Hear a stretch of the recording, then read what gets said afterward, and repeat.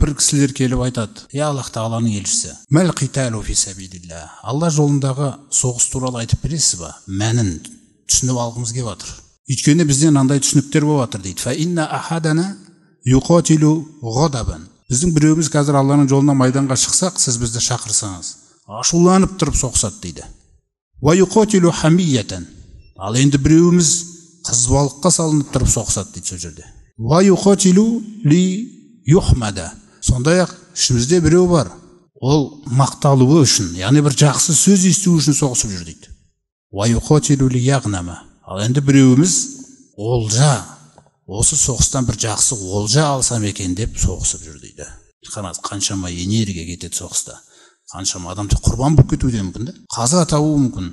Сонда пайғамбарымыз саллаллаху алейхи айтады: "Мән қатала литакуна калиматуллахи хиял улия фахуа фи сабилилля." Кім Алланың жолындағы жаңағы соғысқа шыққан кезде Алланың сөзі өте ұлы, биік болу үшін соғысса, сол адам ғана Алланың жолында. Жаңағының барлығы амалдар заяға кеткен нәрсе.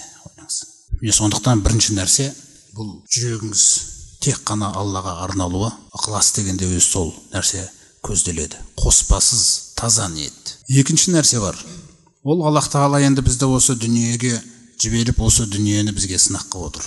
Бұл көпір ертең аяқталады. Тұрақ ақырет. Осы екеуінің арасында мен қаншалықты таңдау жасадым.